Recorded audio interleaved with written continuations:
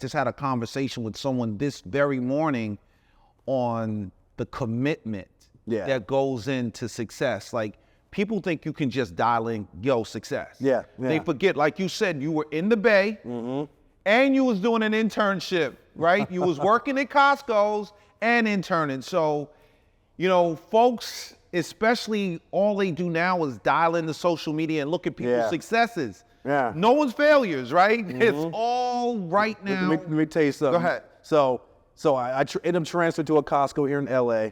So I would, push carts and do all the low-level retail stuff, cashier, forklift, stock the shelves, and get off work, because I was going to work at like 4 in the morning. So I would get off around like 12:30, 1 o'clock, change my clothes in the car, and drive right to Colorado Ave in Santa Monica and work in the office of Jimmy. Nobody knew. Nobody knew. Nobody knew. Nobody's business. Nope. Right? Nope. That's right. And I put in 100% on the retail job and 110% at the record label, and did that for years. You know what's crazy about that is, I talk about that in my book. It's 2 Plan Ace. When you commit it full time, and you have no option but to succeed in both. Absolutely. And that's how I felt like if the music thing doesn't work out, I can fall back on this. Or if the music thing works out, then I did my part working in retail. Because I always envisioned myself to be greater at just a purpose, have a purpose in life, and really make my mark in society. And I thought initially it was going to be in the music side of the business. But yeah, I mean, that's sort of how I got into music. It started with Hammer, the Bay, the E40s of the world, the Too Shorts. All the Bay artists love the music, and then, wanted to do that for a career. But retail was always in the background, and I was good at it. I was really good at it. I love the customer service piece of it. Love the people I work with. And Costco I was at Costco, so Costco does a really good job, really training, not just the leaders, but the employees. I mean, they paid you well. I mean, I was making more money working at Costco one period, than my boss at the record company. Wow. Yeah. Working. Hold on. So while you were doing both, at one point you decided the music that you went full on Costco? Full on Costco. Okay. Yeah. Tell us about that. I mean, I ain't gonna go into the whole Not the detail, but I mean, how did you just ramp up in that business that you decided to make the choice, I'm not pursuing music? Because most people would do it in reverse, right? Yeah. Most people who are trying to get in the music space are gonna do something else till music takes off. You decided this music thing is cool, I'm going this way. And obviously that paid off. So that says a lot about intuition. So, again, love it to this day, still got friends that work in it. It's just, I just saw things that just didn't sit well. I mean, I wouldn't go into details, Well, of course not. I just knew that, my beliefs and, my character as a black man, especially, some things were aligned with that. And I felt like I would have had to compromise my beliefs just to be successful in certain parts of it. But then I just really had a passion for the retail sales. space. You just love I loved it. business. Yeah. You love retail. Yeah. I felt like working in the store level, with the customers, and then the vendors and all the other different people that work in the retail space. I had fun and enjoyed it. And I felt like I was happier, doing that work versus the music. So I'm like, you know what? My goal has always been at the label, to help find talent. I'm like, I can do that on the retail side. So help that single mom, that might make a lemonade or, a dip or some sort, help them perfect it, and then help them get into the retail space to sell it. And I just took that sort of a thought process and say, you know what? Let me just put all my eggs in this retail basket and do that. Find talent, but the talent is the suppliers that want to get in to the retail space, especially people that look like me, and women, just all the whole diversity and inclusion type of suppliers, really work with them to get them in a level where they can compete, in a Costco. And I remember when I made that decision, I remember going to my boss the very next day, hey, I'm all in, let's go. Wow. I want to do this. How do I move up to the highest levels I possibly can in a month? Wow. He's like, about damn time that you know, you come to me now, let's go, let's get to work.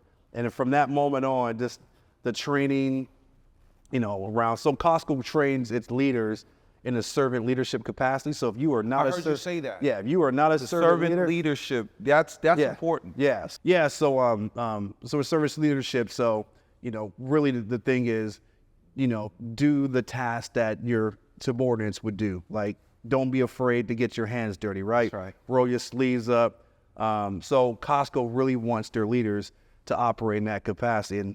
And from leadership to different management styles, like, I feel like I was in school. So I got a PhD in retail ops and merchandising just from, and Costco has a Costco university.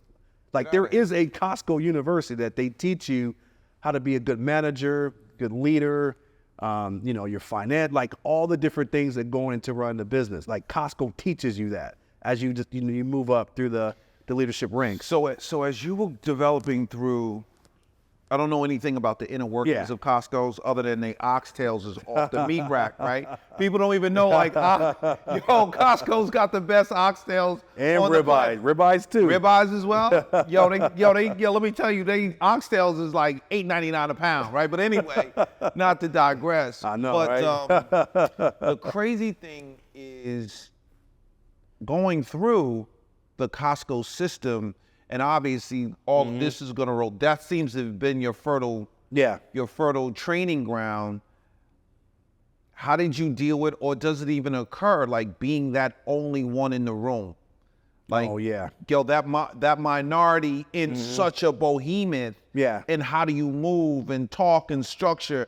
And what lends you to that success? Because obviously it worked for you. And anyone who doesn't know you, you just a straightforward true. You true and true. Like, you don't faux fake. You not, like, you just who you are. Well, so how do you adjust in that kind of environment? And I had good, you know, I'm not gonna take all the credit, but I had good, you know, management that you know that I reported to.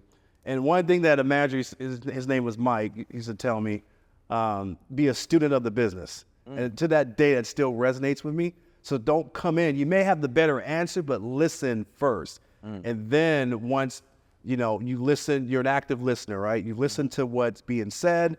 Let the ones in the room that it's their sort of responsibility to make the decision. Then don't be afraid to chime in with your idea, but let them go first. And from there, you'll build sort of a reputation for, you know, to give great ideas for certain things that may come up. So let's say, you know, there was a product. It was like a hummus dip. So I knew it was a good item, right? But they were talking about other different brands, and I let the room speak. And then I'm like, hey, can I chime in on, you know, something that I came across? And then once I kind of did it that way, then it was like, okay, well, Freddie has great ideas. What do you got? And now I became the third person to speak, or the second, the fourth, the first. Once I got to the first, like, I know, like, I had, you know, the group. So I kind of had to play my role at first, even though I wanted to just go in there and just hit the ground running. Yeah, listening's important. But again, active listening, being an active participant in the room, and just learning from all these people in the room. Obviously, they're there for a reason, right? So I have to learn from them. Again, being a student of the business. So once I kind of did that, like, everything started to fall into place, and, you know, but. You ever heard the term closed mouths don't get fed? Absolutely. Closed mouths don't get fed. That's right. The old folks talk about that. Yeah, yes, sir. So one thing that, you know, and I tell this to anybody that want to move up in a company or just do something great in the business, you have to let the right people know what you want to do. You can't expect them to know what you want to do. You have to go tell them. I remember telling, you know, a senior leader at Costco, like, I want your job one day. How do I get that job? And they're like, damn. Okay, I like that. Like, you know, you are letting me know you want to move up. Okay, now let me put you to the ringer and get you ready so you can take my job one day. And I think ever since my career, and I tell people to this day, like, if I didn't work for Costco, I would not be where I'm at right now. Wow. That's how, you know, respect I have for the company. They really trained me in just my style of how I operate with my team, the way I build stores, the way I help suppliers. It's all because of, you know, Costco.